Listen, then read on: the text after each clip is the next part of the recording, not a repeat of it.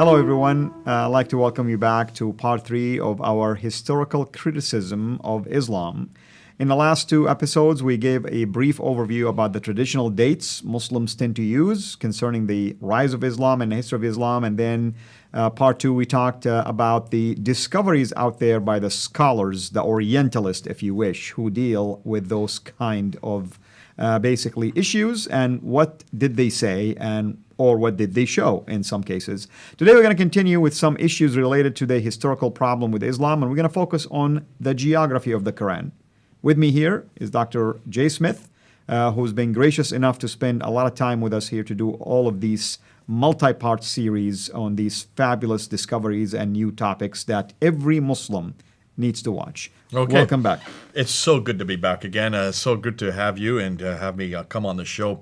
And what we're going to be introducing and what we want to look through are the historical difficulties concerning the narrative, the Islamic narrative. The narrative that we said in the first episode, which is that Muhammad was born in 570, then lived in Mecca to begin with, moved to Medina in 622, received the Meccan revelation between 610 and 622, then the Medinan revelation 622 to 632, the last 10 years of his life when he died in 632. That's the narrative that you hear everywhere that no one's ever questioned. Correct. No one's ever questioned whether or not Muhammad, whether he existed. I don't think that's in question. We know he did exist. But whether he lived in Mecca, whether he moved to Medina, whether he lived in that part of the world, no one's ever questioned that, how Islam began. Whether there was a Quran that was revealed to him, no one's ever questioned that. It was just assumed that the Quran comes from him. He didn't write it, but that it was revealed to him. That has always been the narrative that you hear in every university, every That's school, correct. with everyone, Muslim and non-alike. Until certain scholars, and these are all Western scholars, notice the names that we gave up there in the last episode, not one of them is Muslim. Correct. Muslims are not asking this question. Unfortunately. Unfortunately, and they should be the first to ask this question. The fact that Westerners we call them Islamicists, not Islamists. An Islamist is a Muslim scholar. An Islamicist is a Western scholar of Islam. Just so we define terms. These are Islamicists who, as you mentioned, are also known as Orientalists. That is a name that is imposed on them by the Muslims who don't like them. I see. And you're going to hear this on the internet. Orientalism is now considered to be a bad word. It's a word that it's pejorative by the Muslims. Anybody who's an Orientalist hates Islam. They're Islamophobes. And yet the questions these Islamicists are raising are the same questions that were raised against the Bible, the same questions that were raised against Jesus and his historicity. That's perfectly valid questions. And many times they are very respectful of Islam and they present the evidence in a very respectful environment. You're forced to do that because if you don't, you're going to have all these areas of your research are shut down. You won't be invited to those countries. You're not permitted. Islam uniquely is really the only religion that does not allow criticism of its book or of its man or of its God. And that's why almost every Orientalist I know would rather keep their research in academia. People like Patricia Corona. She keeps material way up, and she keeps it in the original language. She told me face-to-face in her office when I was getting ready for this debate that she didn't want Muslims really to read this. This was for other academics, other Orientalists, and they have their symposiums and they have their meetings almost in isolation because they're not interested that Muslims hear this. This is nothing more than an academic exercise for them. Now, for me, I'm sitting there and saying, wait a minute. The very people who need to read this are the Muslims themselves. Absolutely. As Christians, we had to read the criticism that was thrown against us. We did not walk away from it. We did not shirk our responsibility. We found and we realized that it jacked us up and said, Christians, get on the ball. If you cannot prove that Abraham existed, if you cannot prove there was a man named Moses, if you cannot prove there was an Old Testament, if you cannot prove who Jehu was or Hezekiah was, then don't even say that these are historical characters. And that's why we then went, and we have now found the Amarna tablets, the Mari tablets, the Ebla tablets, all these genre of tablets that now support the historicity, the period of who Abraham was, what he did, even the customs of Abraham. We got the right man at the right place doing the right thing at the right time. Same thing with Jehu. We now have an image of Jehu. We now have a Taylor prism. You can go to the British Museum and see Hezekiah named by name. We got the right man at the right place in in the right time. That's how specific I have, so that we can pretty much say, and I will say this, and I will be the first to be recorded, there's not one artifact, not one tablet, not one mural, not one artifact anywhere in the world, not one stela or obelisk anywhere in the world that contradicts a properly understood biblical statement. That's correct. Let me repeat that. Not one artifact that we have been able to find anywhere in the world that contradicts a properly understood biblical statement. We could not say that 100 years ago. We can now say it today because we did our homework. And that's why we've done this museum tour of the British Museum. We've had 6,000 people come on that tour. Just because all the artifacts that the British, God bless them, they went around all over the world, stole everything, and brought it to one building called the British Museum. Had they not done that, this material would not be there for us to look at. And that's why it's important as historians, and I'm telling you, as neutral historians, that we now ask the exact same questions posed against the Bible, good questions, and now ask them of Islam and any religion. And that's an excellent, basically, segue into the topic of geography. Geography, let's then ask this question. And let's put up the slide, because I want people to see the slide that we're talking about. This was the slide. This is now coming from Dan Gibson's material. And Dan Gibson noticed, after working for 25 years in the Arab world, he noticed that when he opened the Quran, and he noticed that there were about 50 to 55 geographical locations. 65 geographical locations. 55 to 65 geographical locations within the Quran. He noticed that only 9 places are named specifically. But this prophet, which is fascinating, because in the Quran, this prophet is only named 4 times. That's correct. All the other times, it's just the Nabi or the Rasulullah. It's just the prophet of God. It doesn't really give him a name, which is odd. You would think it would give him a name. You would expect that if he's in the line of biblical prophets where their names were mentioned hundreds of times. Absolutely. We have 93 references to Isa in the Quran. Many more of Abraham and Moses than there are Muhammad. Correct. Even Mary is mentioned more than Muhammad. That's right. So certainly you ask, this is odd that this man is not named, place where he comes from. It talks about the settlement of the prophet, but only once does it mention Mecca in the entire Quran. And the second time it used 24. Becca, which is not even the way you say That's it. not. That's even the wrong consonantal text. You correct. can see that as an Arabist. You know what you're talking about there. But what he noticed is that over and over again, 23 times, it kept on referring to Ad. These people from Ad who had contact with this prophet. 23 times. 24 times it referred to these people from Thamud. Now, Ad would be the biblical Uz that we have in the Bible. Thamud would be the Nabateans. So these are well-known people in our Bible. They're well-known historically. These are not mysterious or mythological people. Correct. These are actually historically documented people. 24 times he has his contact with Thamud. 7 times he has contact with people from Midian. That's also the Midianites from the Bible. We know these people. These are well known. But take a look at that map there that we have on that slide, and look where Ad, Thamud, and Midian are. They're way up north. And that's strange, because if Muhammad was living in Mecca or Medina, you Look would where Mecca is on the find map. him to be concerned about things around his surrounding. Look at Mecca. It's right at the bottom of the map. Absolutely. That's 600 miles between Ad and Mecca. 600 miles distant, unless he had a helicopter and he was going up there back and forth every day, 1,200 miles there and back. There's no way he could have this kind of contact as it says in the Quran. And Dan saw that. He said, this is curious. This doesn't make sense. This character could not be living way up there. He's way down here in Mecca. We've always been told that, in Mecca. It's 600 miles out of that reference point. So when you look at this, look at the slide here. If you look at the comparison, 65 geographical references in the Quran, 9 places named, but they're all in the wrong place. They're 600 miles too far north. When you look at the Gospel of Luke, which is the most historical, probably the most historical gospel we have as far as names, dates, places, and events. That's why we like Luke, because he was a physician. He always placed it and solidified it in history. That's why the book of Acts is so good too. Both Luke and the book of Acts are our most historical books. Just take a look at the Gospel of Luke. 110 geographical references in the Gospel of Luke. 31 places named. Every one of them is in the right place. That's correct. Now, there has been much discussion on it, and that's why in the last 50 to 100 years, there's been lots of discussions about the writer of Luke. Did he get the right person at the right place? In every case, he was correct. When you do a comparison, even the Gospel of Luke is far superior to the Quran when it comes about the historical accuracy of the places that they're talking about. He even said he went and inspected and investigated everything himself. So you've got a problem geographically. Now let's go to problem number 2. And let's put the slide back up again. Number 2 is Mecca. And here's where the rubber really hits the road. Mecca is a real problem. I introduced this problem way back in 1995 from reading about Patricia Crone wrote an entire book called Meccan Trade and the Rise of Islam in 1987. Read that book. And she has 15 chapters on that book just looking at problem after problem after problem with Mecca. See, there's only one reference. Chapter 48, verse 24 is the only reference to Mecca. But it doesn't tell you anything about it.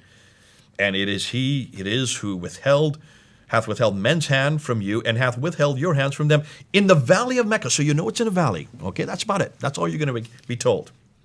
Mecca, as you said, in chapter 3, verse 94, is not Mecca. As you know, as an Arab, those are two different consonants, aren't they?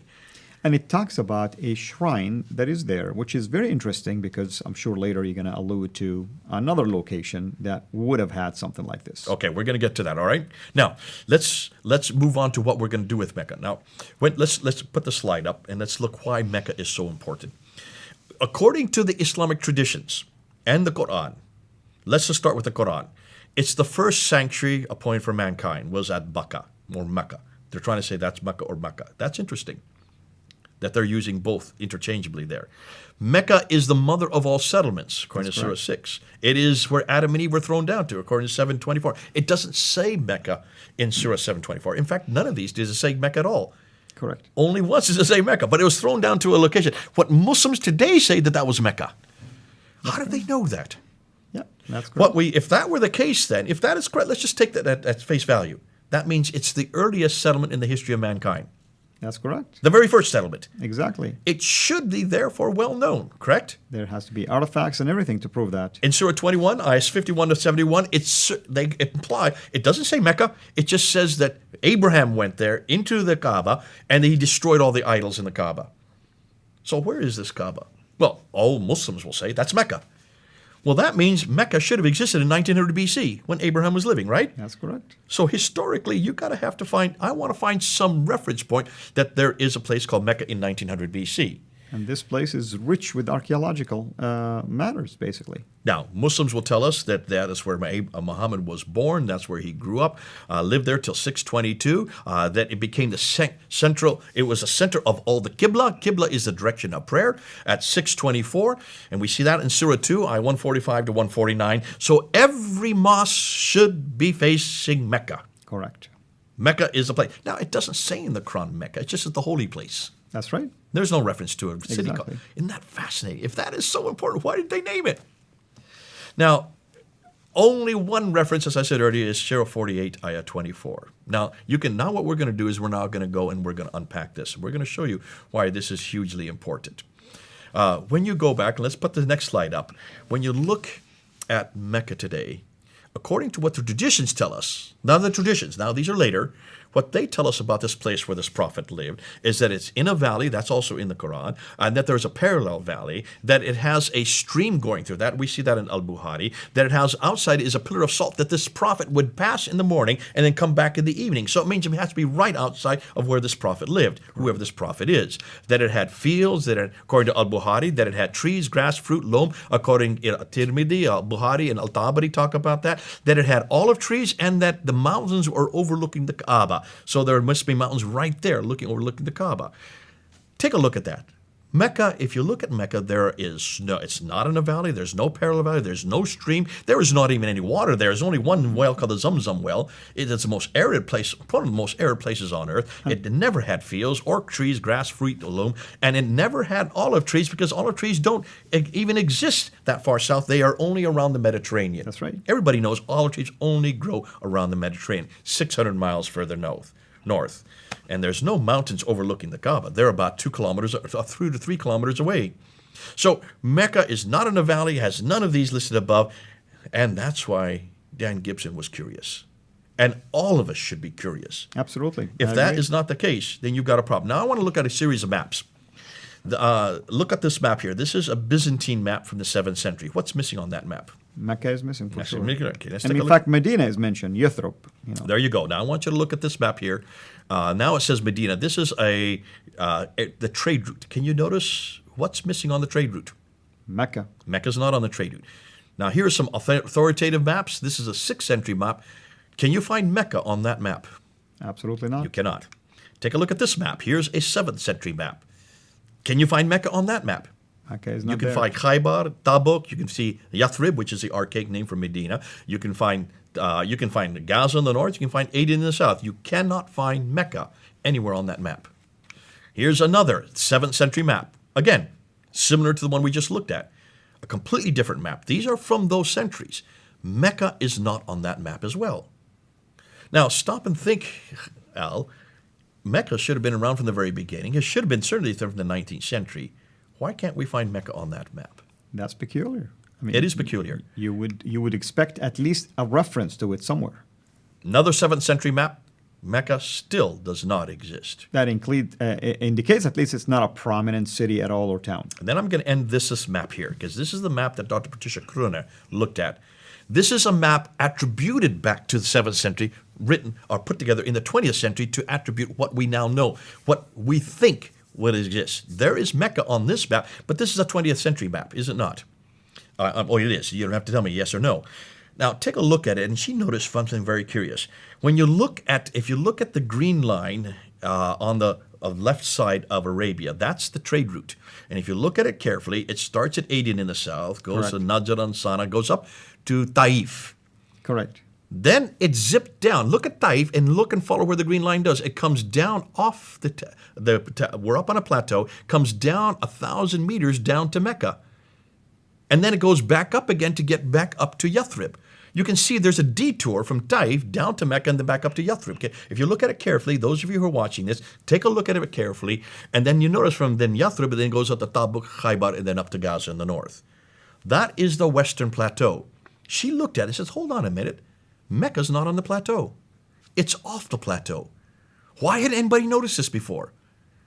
More than that, she noticed that all the trade that would have come from India and China, which is over in the east, could not go north because you have the mountains there. You can see the mountains. That's the Himalaya mountains and the Hindu Kush. In order to get over to the Mediterranean world, they would have to go across the Arabian Sea, off the coast of India, across the Arabian Sea up to the Persian Gulf, and from there, then they would go over to the Mediterranean. That's where all the trade went until the 5th century. AD. In the 5th century, you have the Persians, which is there. You can see where the Sassanids are, the Persian Empire. We're warring against the Byzantines. Correct. Over up in the northwest there, where Turkey is, and coming down to where Jerusalem, along the eastern Mediterranean. That's the Byzantine Empire. And you had these two great empires were crashing, warring against each other for 200 years, which shut down the Middle East. And as a result, they had to redirect the trade across the Arabian Sea over to Aden in the south. And they took off all the goods there in Aden and went 1,250 miles overland.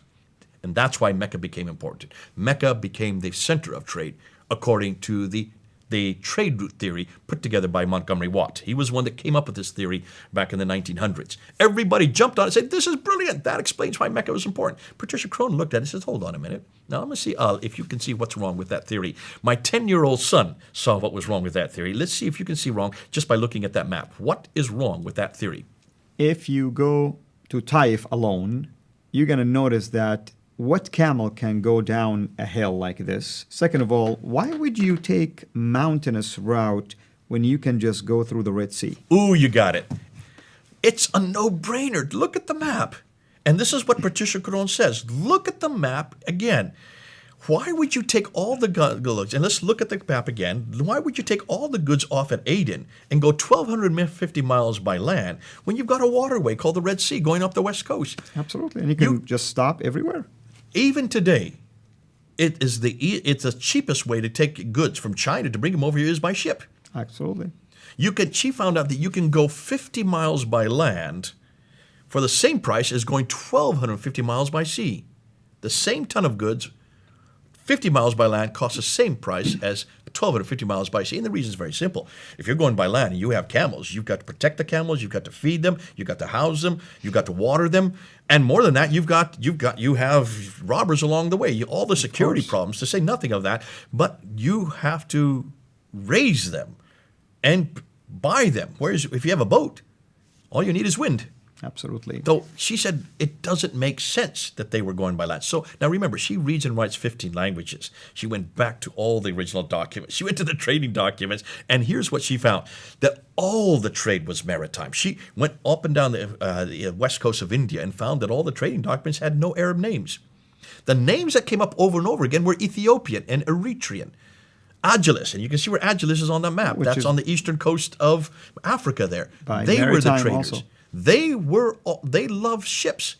Arabs, look and see if you can find coastal cities. They were not seafarers. They were camel herders. They were desert nomads. That's why their names are not found in any of these documents. That's historical evidence right there. She said, we have got the wrong narrative here. There was no trade that was international that went through Mecca. Mecca did not control any trade. And she found out that the only trade that went through Mecca was leather and milk that came from the Hadramaut, the southern ports. All the frank and incense, all these different Spices and everything all else. these spices went up through the Red Sea. They And went by boat. perfume and everything else. All of it went by boat. That's right. Ooh, I love that. Now, that is the first thing we're going to look at. Now, we're going to stop there because we're going to find out. So let me just finish with this one last slide. Go That ahead. is this here. So she wanted to find any reference to Mecca anywhere. She went through all the trading documents. She went through the historical documentation from the 2nd, 3rd, 4th, 5th, 6th, 7th century, no reference to Mecca anywhere on anything. There you can see the first document that finally mentioned Mecca. That's called the Apocalypse of Pseudo-Methodius Continuata Byzantia Arabica. That's a mouthful. 741 is the first reference to Mecca. I mentioned that back in 1995 in my debate with Dr. Jamal Badawi. That still stands. We're now in 2018. Nobody has been able to find an earlier reference than that. So for 23 years now, they've not been able to dispute that. And we're still putting out to Muslims, find us a date of any reference to Mecca earlier than 741. If you can't find a reference to Mecca, then don't claim that this city existed. It did not exist, certainly in the 7th century AD. It did not exist at the time of Abraham in 1900 BC, and it certainly, therefore, could not have existed at the time of Adam and Eve. So therefore, what are we going to do with Mecca? We're going to come back to that, and we're going to start ask some really damaging questions. Thank you. And hopefully everybody has enjoyed this particular part that we have covered so far. And when we come back, we'll continue our discussions about the historical criticism and the geographical criticism, in this case, in terms of Mecca, as it relates to traditions versus factual discoveries. Till we meet again, have a blessed day. Thanks for watching. Make sure to like and subscribe so that you don't miss future videos. And please consider becoming a patron on patreon.com/Sierra International.